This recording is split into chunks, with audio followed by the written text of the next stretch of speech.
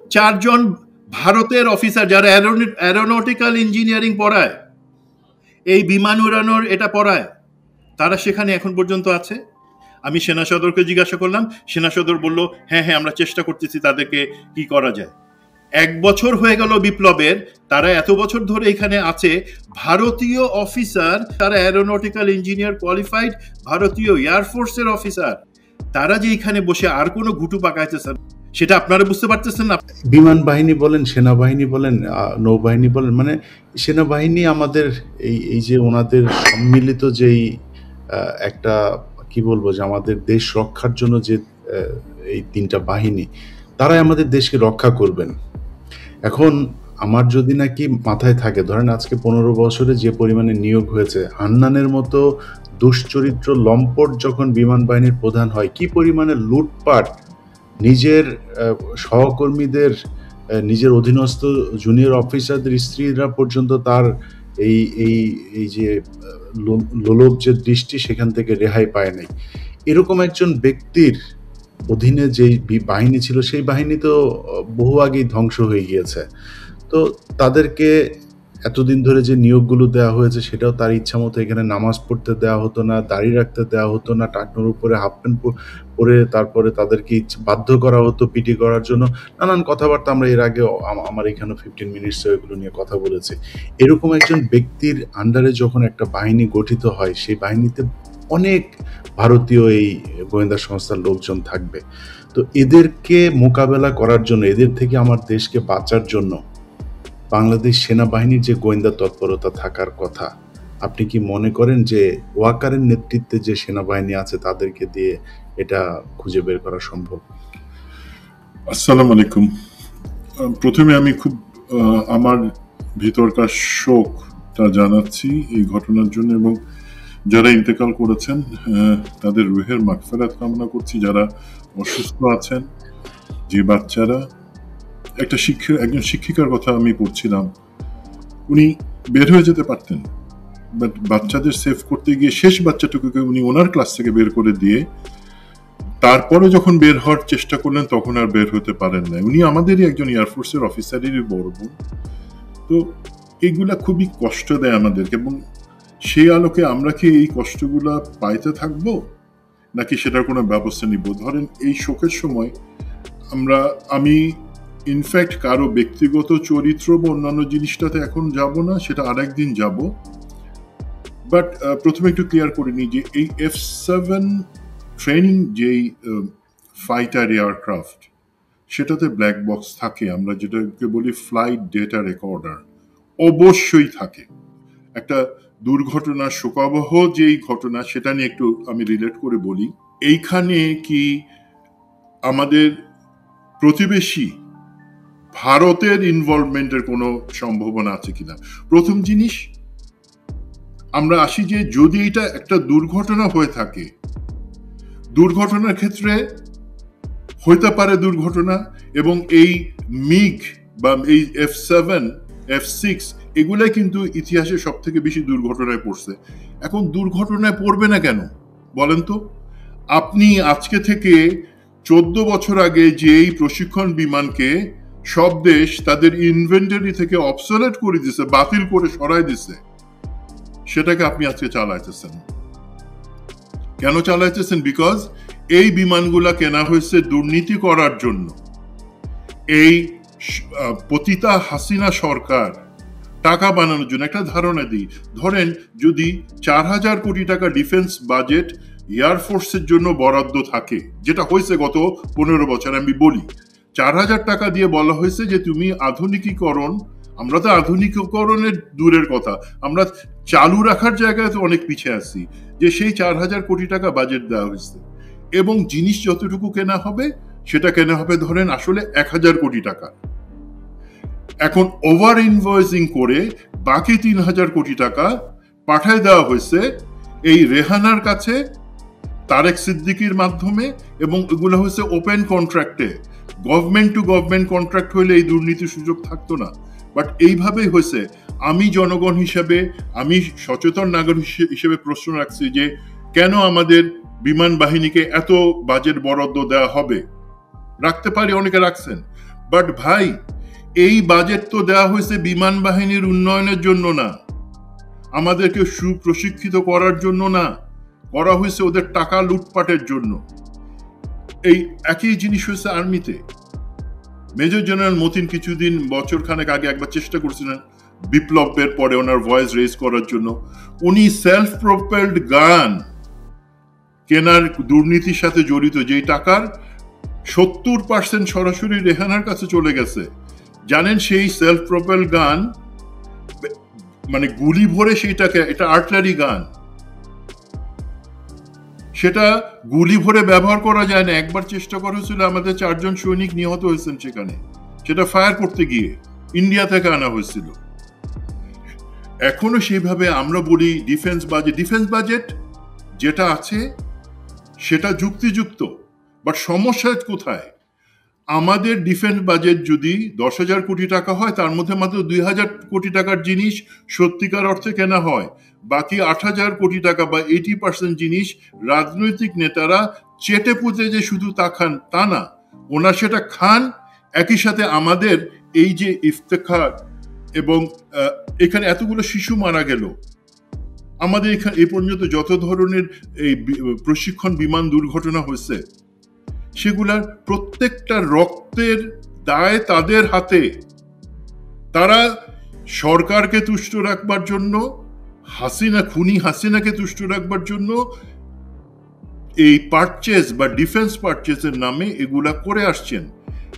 তো এই জায়গায় তার মানে দুর্ঘটনা যদি হয়, কারণ আমরা রদ্দি মাল ব্যবহার করতেছিলাম, লোহা লক্কর হয়ে যাওয়া পুরনো জিনিস ব্যবহার করতেছিলাম। কেন আমরা সেটা ব্যবহার করতেছিলাম? That is a question. আপনি একজন সুপ্রশিক্ষিত, মনে রাখবেন বাংলাদেশের যেই পাইলট, তাদের ইতিহাস আপনি জানেন, প্যালেস্টাইনের যুদ্ধে, পাকিস্তান ভারত যুদ্ধে সব থেকে কৃতিত্বের দাবিদার আমাদের পাইলটরাই, বাংলাদেশি পাইলট। বাংলাদেশের পাইলটদের মান অনেক উঁচুতে, বাট সেই সুপ্রশিক্ষিত পাইলটদেরকে আপনি চড়াইতেছেন কিসে? যেই প্লেন কোনো মতে উঠতে পারে। তারপরে ফিটনেস ইন্সপেকশন, যে জিনিসগুলোর প্রশ্ন ক্যাপ্টেন শাহনাজ রাখছে সেগুলা, কারণ তার আগে পর্যন্ত সে তার ট্রেনারের সাথে ফ্লাই করছে, তখন সব ঠিক ছিল। হঠাৎ করে সে যখন ফ্লাই করলো, তখন টোটাল ফেইলিয়ার। শাহনাজ যেটা বলতে চাইছে সেটা হচ্ছে, ধরেন প্লেনটা উঠতেছে আকাশে, হঠাৎ করে দেখা গেল সেই প্লেনের টোটাল পাওয়ার ফেইলিয়ার হয়ে গেছে, ইঞ্জিন বন্ধ হয়ে গেছে। এখন ইঞ্জিন বন্ধ হয়ে গেলে হাইড্রোলিক যদি কাজ করে, আপনি সেখানে গ্লাইড করে অন্তত সেফ জায়গায় যেখানে ক্ষয়ক্ষতি কম হবে সেখানে প্লেনটাকে ক্র্যাশ ল্যান্ড করাইতে পারেন। হাইড্রোলিক কাজ করতেছে না, প্লেনের কমিউনিকেশন কাজ করতেছে না, নেভিগেশন সব জিরো। তার মানে সেই পাইলট তো ইচ্ছা থাকলেও যে প্লেনটাকে সে অন্য কোনো দিকে সরাই নিবে, একটা ঘন বসতি বাদে অন্য কোথাও ফেলবে, তার উপায় তার ছিল না। শেষ মুহূর্ত পর্যন্ত সে চেষ্টা করছে, আরো আগে তার ইজেক্ট করার কথা ছিল, ইজেক্ট করে নাই। শেষ মুহূর্ত পর্যন্ত সে চেষ্টা করছে যদি আমি কন্ট্রোল ফেরত পাই নাই, বিকজ সেটাকে টোটাল জ্যাম হয়ে গেছিল। এই জায়গায় আমি আসি, ভারত সংশ্লিষ্টতা সম্ভাবনা এখনো তদন্ত হবে, তদন্ত চলতেছে, এক্ষেত্রে আমি কিছু বলবো না। বাট একটা জিনিস, আপনারা সবাই রিসেন্ট ভারত পাকিস্তান যুদ্ধের কথা জানেন, 5টা রাফাল ফেলে দিল পাকিস্তান, চাইনিজ যে প্ল্যাটফর্ম টেকনোলজি সেটা ব্যবহার করে। সেখানে কিন্তু এই জিনিসটা হয়েছিল যে ভারতের রাফাল সে কিন্তু পাকিস্তানের সীমানার ভিতরে ঢুকতে পারে নাই, তার 400 কিলোমিটার দূরে থাকতেই পাকিস্তান সেগুলোকে ইলেকট্রনিক জ্যামিং করে পাখির মতন ফেলে দিছে। তার মানে সেইখান থেকে আমরা জানতে পারি যে আজকের দিনে আপনার কোনো, যেটাকে আগে ডগ ফাইট বলা হয়, আকাশী যুদ্ধ অথবা স্ক্র্যাম্বলিং বলা হয়, সেই জিনিসগুলোর দরকার হয় না। আপনি ভারতে বসে সুইচ টিপে আমাদের প্লেনকে ধ্বংস করে দিতে পারেন, সেই ক্যাপাসিটি ভারত করছে, সেটা আমি বলতেছি না, বাট সেটা সম্ভাবনা আছে, সেই জিনিসটা আমি বলছি। কারণ এই ধরনের টোটাল ফেলিয়ার কেন হবে? তার মাত্র 15 মিনিট আগেই তো ফাইনাল ইন্সপেকশন 8 জন মিলে করছে, যাদের হাতে সেই অফিসার তার জীবনটা দিয়ে রাখছে যে ভাই তোমরা ইন্সপেকশন করে বলো ঠিক আছে আমি উঠতেছি, আমার সোলো ফ্লাইট সেটা, সেখানে এটা হলো। তো এই জায়গাগুলোতে গোয়েন্দা তথ্য বা গোয়েন্দা তথ্যের ব্যর্থতা, সেটা আমরা অবশ্যই প্রশ্ন রাখবো। এখন একটা এক্সাম্পল দিই, গোয়েন্দা তথ্য ব্যর্থতা কেন বলবো? ইচ্ছা করে তো আমরা ব্যর্থ। এই যে কর্নেল মুস্তাফিজের কয়েকটা পোস্ট আপনি কয়েকদিন আগে দেখলেন, যেটা আমি মুস্তাফিজের সাথে আলাপ করতেছিলাম কিছুদিন আগে, তারপর মুস্তাফিজ পোস্ট দিল, বাংলাদেশের military institute of science and technology, সেখানে তো 4 জন ভারতের অফিসার যারা অ্যারোনটিক্যাল ইঞ্জিনিয়ারিং পড়ায়, এই বিমান উড়ানোর এটা পড়ায়, তারা সেখানে এখন পর্যন্ত আছে। আমি সেনা সদরকে জিজ্ঞাসা করলাম, সেনা সদর বলল হ্যাঁ হ্যাঁ আমরা চেষ্টা করতেছি তাদেরকে কি করা যায়। 1 বছর হয়ে গেল বিপ্লবের, তারা এত বছর ধরে এখানে আছে, ভারতীয় অফিসার, তারা আমাদের এখানে এবং তারা অ্যারোনটিক্যাল ইঞ্জিনিয়ার কোয়ালিফাইড ভারতীয় এয়ারফোর্সের অফিসার, তারা যে এখানে বসে আর কোনো ঘুটু পাকাইতেছে না, সেটা আপনারা বুঝতে পারতেছেন না? আপনাদের চিন্তা নেই কোনো কিছু? আপনাদেরকে এতবার বলবার পর আপনারা সেই কথা শুনতেছেন না? সো দিস ইজ সামথিং আমরা জেনে বুঝে কিন্তু এই ইন্ডিয়ার চরদেরকে, ভারতের একটা দেশপ্রেমিক ভারতীয় সেনা, সে কি করবে? সে কি আমাদের স্বার্থ দেখবে নাকি ভারতের স্বার্থ দেখবে? তাদের মধ্যে একজন যদি কোনোভাবে একটা সেন্সর, কারণ এমআইএসসি অ্যারোনটিক্যাল ইঞ্জিনিয়ারিং এ যারা পড়াইতেছে তাদের কিন্তু অ্যাক্সেস আছে, তাদের সুযোগ আছে আমাদের যে কোনো ইনস্টিটিউশনে যাওয়ার জন্য, আমাদের ট্রেনিং ফ্যাসিলিটিতে যাওয়ার জন্য। একটা ছোট্ট, একটা মাছির থেকেও ছোট্ট একটা সেন্সর যদি কোথাও আমাদের প্রতিটা এয়ারক্রাফটে লাগায় দেয়, যেগুলো চিটাগংয়ে আছে, কক্সবাজারে আছে, ঢাকাতে আছে, সেই জায়গায় আপনি তখন পাখির মতো সেগুলাকে আকাশ থেকে ফেলে দিতে পারবেন। সেটা তো জাস্ট একটা কাগজের প্লেন হয়ে যাবে, কোনো কন্ট্রোল থাকবে না। তো আমি মনে করি এটা প্রশ্ন না, যে সন্দেহ না, আমাকে তারা বলুক, আমাদের গোয়েন্দা কর্তৃপক্ষ, আমাদের সেনা কর্তৃপক্ষ, আমাদের সরকার বলুক, কেন এখন পর্যন্ত জেনে বুঝে তারা ভারতীয় সামরিক বাহিনীর অফিসারদেরকে আমাদের প্রশিক্ষণ ইনস্টিটিউশন গুলাতে রাখতেছে? That is a big question. তো সেই কোশ্চেনটার অ্যান্সার আমি আশা করব এর বাদে যে জিনিসটা থাকতে পারে, সেটা হচ্ছে যে ধরেন একটা স্যাবোটাজের কথা লোকে বলতে পারে, বাট স্যাবোটাজের জিনিসের জায়গাতে আমি অতটা, কারণ আমাদের বিমান বাহিনী বা সৈনিক, আর্মি, যে কোনো সশস্ত্র বাহিনীর সদস্যরা এই ধরনের 1000 টাকার বিনিময়ে হয়তো করবে না। বাট তারপরও কি আমরা জানি না, যখন র্যাবে আমাদের সেনাবাহিনী, বিমান বাহিনী, নেভির অফিসারদের পাঠানো হতো, তাদের অনেকেই তো টাকার কাছে বিক্রি হয়ে গেছে। তারা তো শপথ নিয়ে, আমরা তো কসম কাটি আল্লাহর নামে যে আমি বাংলাদেশের জনগণ এবং সংবিধানকে সমুন্নত রাখবার জন্য আমার জীবন দিব, যেটা এই অফিসার করছে। শেষ পর্যন্ত সে চেষ্টা করছে যাতে বাঁচাইতে পারে নাই। বাট সেই শপথ নেওয়ার পরে তো অনেকে বিভিন্ন সংস্থা গিয়ে, ডিজিএফআইতে গিয়ে, এনএসআইতে গিয়ে, র্যাবে গিয়ে আমাদের ভাই ব্রাদার অফিসারদেরকেই তারা গুম করছে। সুতরাং আমি স্যাবোটাজের সম্ভাবনাটা উড়াই দিব না, বাট এটা অবশ্যই তদন্তে আসতে হবে। আমি বলতেছি না যে তদন্তে না আসলে বলবো ভুল তদন্ত, না। তোমরা এই জিনিসগুলো চিন্তা করো, তারপরে তোমরা ব্যবস্থা নাও। এবং আমার কিছু আছে, আপনি যেহেতু গোয়েন্দা সম্পর্কিত জিনিস বলছেন, আমি এটা উত্তর দিলাম, বাট আমাদের বর্তমান যে মিলিটারি লিডারশিপ আছে, সে ব্যাপারে আমার প্রচন্ড ক্ষোভ এবং একটা কষ্ট আছে, যেটা আমি প্রশ্ন হিসেবে বলতে চাই। এখন আমাদের গোয়েন্দা বা অন্যান্য বাহিনী অ্যাকচুয়ালি এইটার সাথে আমি তাদের মিল খুঁজতে মানে আসতেছি না, আমি এইটার ব্যাপারে অন্য ব্যাখ্যা আসতেছি। বাট আপনারা যেহেতু প্রশ্ন করছেন যে গোয়েন্দারা এই অবস্থায় কি করতেছে এখন, যে বর্তমানে এটা ছাড়া অন্যান্য পরিস্থিতি, আমি যেটা বুঝতে পারতেছি, গোয়েন্দারা অ্যাকচুয়ালি ব্যস্ত অন্য সব কাজে, মানুষের চরিত্র হননের কাজে। যারা বিপ্লবের পক্ষে ছিলেন, যারা এখনো সোচ্চার আছেন, এই ইভেন শাহনাজের মতন, ক্যাপ্টেন শাহনাজের মতো যারা আছেন এখনো মাঠে, তাদেরকে তাদের চরিত্র হনন এবং বিভিন্নভাবে তাদেরকে প্ল্যান করে খারাপ কিছুর সাথে এঙ্গেজ করে লোকের সামনে দেখানো যে দেখো তোমরা তাদেরকে মনে করো বিপ্লবী, আসলে এরা হচ্ছে জঘন্য চরিত্রের লোক, তারা ডাকাতি করে, তারা তাদের মেয়ে ঘটিত সমস্যা আছে, এই ধরনের গল্প বানাইতে তারা ব্যস্ত। এবং আপনি যদি বলেন আজকে ডিজিএফআই এর কথা, ডিজিএফআই জেনারেল জাহাঙ্গীর সেটা ডিজি, বাট আমি জানি না জেনারেল জাহাঙ্গীরের অ্যাকচুয়ালি কোনো কন্ট্রোল ডিজিএফআই এর উপর আছেন কিনা। এই গত সপ্তাহ দুয়েক আগে ডিজিএফআই তে দুজন ব্যুরো প্রধান হয়েছেন, খুব ইম্পর্টেন্ট ব্যুরো, যারা রাজনৈতিক, নির্বাচন এবং সন্ত্রাস বিরোধী অভিযান সমস্ত কিছুর দায়িত্বে থাকে। সেই দুইটা ব্যুরোতে দুইজন ব্রিগেডিয়ার জেনারেলকে পোস্টিং করা হয়েছে। হতে পারে সবসময় পোস্টে ভ্যাকেন্সি হয়, বাট আমি যখন জানলাম যে এদের একজন ব্রিগেডিয়ার জেনারেল মঞ্জুর, উনি মেজর জেনারেল আবেদিন যখন ছিল ডিজিএফআই ডিজি, তার পিএস ছিল। এই ডিজিএফআই ডিজির পিএস কিন্তু কোনো নর্মাল পিএস না। ডিজিএফআই ডিজি যে জিনিসটা 100% জানে, ডিজির পিএস সেটা 200% জানে, তার থেকেও বেশি জানে। সমস্ত ব্যুরো উইংস যেগুলো আছে তার সমস্ত তথ্য পিএস এর কাছে আছে, সবাই ডিজির কাছে রিচ করতে পারে না। সুতরাং আমি যদি একটা নীল নকশার নির্বাচন বা ভোটার দিনের ভোট রাতের একটা নির্বাচনের যে ব্লু প্রিন্ট, সেটা জেনারেল আবেদিন যখন করছিল, তখন এই অফিসার উনি ছিলেন তার পিএস।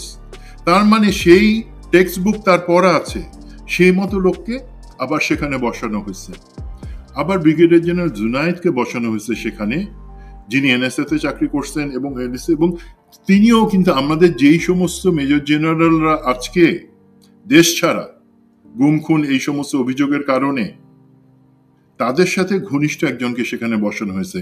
তো এই দুইটা পোস্টিং এর ইন্ডিকেশনে আমি একটা জিনিস বুঝতে পারি, আমাদের গোয়েন্দাদের বর্তমান কাজ, আসল কাজ যেটা, যে দেশের প্রতিরক্ষা, হুমকি মোকাবেলায় যে তথ্যগুলা, যে ইন্টেলিজেন্স গুলো, সেগুলা জোগাড় করা এবং বর্তমান সরকারের কাছে প্রতিরক্ষা মন্ত্রণালয়ের কাছে সেগুলা দেয়া, সেই জায়গাটাদের ফোকাস না। বিকজ এই দুইজন ব্রিগেডিয়ার জেনারেলকে কিন্তু মেজর জেনারেল জাহাঙ্গীর নিজে থেকে আনেন নাই, তার উপরে চাপাই দেওয়া হয়েছে সেনা সদর থেকে। তার মানে আমার ভয় হচ্ছে একটা জিনিস, যে এরা কি আবার সেই ভোটে ইনফ্লুয়েন্স করার পরিকল্পনা করতেছে, সেইভাবেই এদের সেইটার জন্যই দক্ষ লোকদের এখানে আনা হচ্ছে, সেটা একটা কোশ্চেন থাকতে পারে। এবং আনফরচুনেটলি আমি দেখতে পাইতেছি ডিজিএফআই এর রোলটা, যেটা সরকার জবাবদিহিতার আওতায় আনা উচিত, সেই জায়গায় সরকার, প্রফেসর ইউনূস এবং আমাদের নিরাপত্তা উপদেষ্টা উদাসীন। তারা এখন আমাদের এই গোয়েন্দা বাহিনীগুলোকে, এনএসআই, ডিজিএফআই, তাদেরকে জবাবদিহিতা এবং তাদের, আমি জানি না এখন পর্যন্ত কোনো সিচুয়েশন অ্যাসেসমেন্ট উনি বলছেন কেন, ঠিক আছে এই সিচুয়েশনের জন্য আমাকে অ্যাসেস করে দাও, উনি বলেন নাই। ওনাকে বলতে হবে যে তুমি ডিজিএফআই, তুমি এনএসআই, তুমি এসবি, তুমি আমার কাছে দায়বদ্ধ, তুমি আমাকে গোয়েন্দা তথ্য দিবা, অন্য কাউকে পরে দিবা। সেই জায়গাটাতে একটা গ্যাপ রয়ে গেছে। তো সেইটা একটা রং কালচার। এবং দেখেন, হাসিনার সময় কিন্তু বাহিনী প্রধানরা কিছুই জানতো না, ভয় থাকতো ডিজিএফআই, এনএসআই এর ভয় থাকতো যে কখন কোন জিনিস আমারটা বলে দেয়। বাট বিকজ তারা হাসিনার প্রতি মুহূর্ত সেটা শুনে মজা পাইতো। আর এখন প্রধান উপদেষ্টা কিছুই জানতেছেন না, ওনার তো মজা পাওয়ার দরকার নাই যে কে কি কথা বলতেছে সেগুলো শোনার, বাট ওনার তো জানা দরকার, নিরাপত্তা উপদেষ্টারও জানা দরকার যে কোথায় কি হইতেছে, আমাদের সামনে কি বিপদ আছে, বিপদটা হওয়ার পরে কে করলো সেটা না জেনে যে বিপদের সম্ভাবনা কোথায় থাকতে পারে। এখন এইটার সাথে আমি একটু রিলেট করি আমাদের এখন যেই, আমি একটু 2-3টা জিনিস আমার দিক থেকে বলতে চাই। প্রথম জিনিস হচ্ছে, আমি একটু আগে যেটা বললাম যে আমাদের প্রতিরক্ষা বাজেট, যেক্ষেত্রে আমরা সবাই জানি বর্তমানে যে সরকার, অন্তর্বর্তী সরকার, তারা নিশ্চয়ই অতটুকু জানতে পারছে যে ডিফেন্স বাজেটে হাজার হাজার কোটি টাকা বরাদ্দ করে সেটা আসলে লুটপাট করে নিয়ে যাওয়া হয়েছে। আমাদের প্রতিরক্ষা বাহিনী, বিশেষ করে বিমান বাহিনীর যে সক্ষমতা, সেটাকে সম্পূর্ণ ধ্বংস করে দেওয়া হয়েছে। কার স্বার্থে? ভারতের স্বার্থে। এবং বলা হয়েছে যে হাসিনার কাছে যখন বলা হইল শেষবারে যে আমাদের তো একদম কিছু নাই, এটা পাবলিকলি আমি ডিটেলসে যাব না, কারণ আমাদের শত্রু, আমরা কতটা দুর্বল সেটা শত্রুকে দেখানোর কোনো দরকার নাই। বাট হাসিনা তখন বলল কেন এয়ার ডিফেন্স সিস্টেম আছে না, সেটা তো নতুন করে করতেছি। আরে অসুস্থ, অভদ্র, অশিক্ষিত মহিলা, তুই কি জানিস যে একটা ফাইটার এয়ারক্রাফট বা বোমারের যে কাজ, সেটা এয়ার ডিফেন্সের সিস্টেমের সেই কাজ না? সেগুলো সম্পূর্ণ আলাদা জিনিস। অথবা শুধুমাত্র আপনি একটা গ্লাস নিয়ে পানি ছাড়া পানি খাওয়ার অভিনয় করতে পারেন না যদি পানি না থাকে। তো সেগুলা কিনতে দিল না। আনফরচুনেটলি আমাদের বর্তমান সরকার আসবার পরেও একটা জায়গায় আমি হালকা হইলেও ক্রেডিট দিব আমাদের বিমান বাহিনী প্রধানকে। উনি আমাদের বিমান বাহিনীর যে করুণ দশা সেটা নিয়ে একটা প্ল্যান নিয়ে বললেন যে ইমিডিয়েটলি নাম বলেন, বিমান বাহিনী প্রধান নাম বলেন, বর্তমান যেই প্রধান আছে। মানুষ আবার হান্নানের কথা মনে করতে পারে। হান্নান, শুনেন, সরি টু সে, একটা বাহিনী প্রধান তো দূরের কথা, সে যে এয়ারফোর্সের একজন ছিল, এয়ারফোর্সের চিফ, বা সেটা বলতেও লজ্জা লাগে, বিকজ তাকে মানুষ হিসেবে আমি স্বীকার করতে নারাজ। হ্যাঁ, তো শুধু টাকা মেরে খাওয়া না, অন্যান্য অনেক জিনিস আছে। তো বর্তমান যে বিমান বাহিনী প্রধান, তার ব্যাপারে আমার অনেক কোশ্চেন আছে এবং আমি অ্যাকচুয়ালি তার পদত্যাগ দাবি করব এখন অন্য একটা যুক্তি দিয়ে। তো এখন আমাদের সরকারের কাছে বললেন যে এই জিনিস লং টার্ম, শর্ট টার্ম, এগুলো আমাদের ইমিডিয়েটলি দরকার, মেনটেনেন্স প্লাস জিনিস কেনা। সেটা তো 6 মাস পড়েছিল, এখন 3 মাস আগে সেটা মেনটেনেন্সের জিনিসটাতে এগ্রি করা হয়েছে। বাট সেগুলো কিন্তু অনেক, এই জায়গাগুলোতে অবহেলা করলে কি হয় তার একটা এক্সাম্পল আমরা দেখতে পারলাম। সুতরাং আমি সরকার, নিরাপত্তা উপদেষ্টা এবং সংশ্লিষ্ট যারা আছে, যারা আমাদেরকে শুধু আধুনিকীকরণ তো দূরের কথা, আমাদেরকে একদম পুরা প্রস্তর যুগ, পাথরের যুগে ফেলে রাখছে ইচ্ছা করে ভারতের স্বার্থ রক্ষা করবার জন্য, তাদের আমি পদত্যাগ দাবি করতেছি। নিরাপত্তা উপদেষ্টা, আপনারা একটা ভালো কালচার তৈরি করেন যে হ্যাঁ, বিমান বাহিনী প্রধান একটা ভালো কালচার তৈরি করেন যে হ্যাঁ, আমি কোনো নিজে থেকে কোনো খারাপ কাজ করি নাই, বাট আমি এই জন্য দায়ী যে আমি সরকারকে বা বিগত সরকারকে বাধ্য করতে পারি নাই যে আমাদের এই সমস্ত খেলনা, যেগুলো মানে খেলনাও তো না, সেগুলো অচল হয়ে গেছে, সেগুলো দিয়ে আমাদের চৌকস ফাইটার পাইলটদের জীবন নষ্ট করে দিতেছি, ঝুঁকিতে ফেলতেছি। এবং আজকে শুধু সেইটা হলো না, আজকে তার সাথে অগণিত মানুষের, শিশুর প্রাণ চলে গেল। সেই নৈতিক দিক থেকে আপনারা বলবেন যে আপনাদের কথা শুনে নেয়, আপনারা হাসিনারে বলছিলেন হাসিনা টাকা কামাইতে, রেহানা টাকা কামাইতে ব্যস্ত ছিল। আরে ভাই, আপনি পদত্যাগ করেন নাই কেন? যে এই জিনিসগুলা আমি বাহিনী প্রধান হিসেবে, আপনি যদি আমার বাহিনীর এই দুরবস্থার কথা না শুনেন, আমি বাহিনী প্রধান হিসেবে ইজ্জত রেখে পদত্যাগ করতেছি, তাহলে আপনার ইজ্জত অনেক বাড়তো। আপনারা সেটা করেন নাই। তেমনি ভাবে নিরাপত্তা উপদেষ্টা কেন 9 মাস আগে আপনারা অ্যাপ্রুভ করেন নাই? 9 মাস আগে তো আপনি অ্যাপয়েন্টি হয়ে আসছিলেন, কেন সেগুলো অ্যাপ্রুভ করেন নাই? আমাদেরকে জবাব দেন। জবাব না দিতে চাইলে ভদ্রভাবে পদত্যাগ করেন।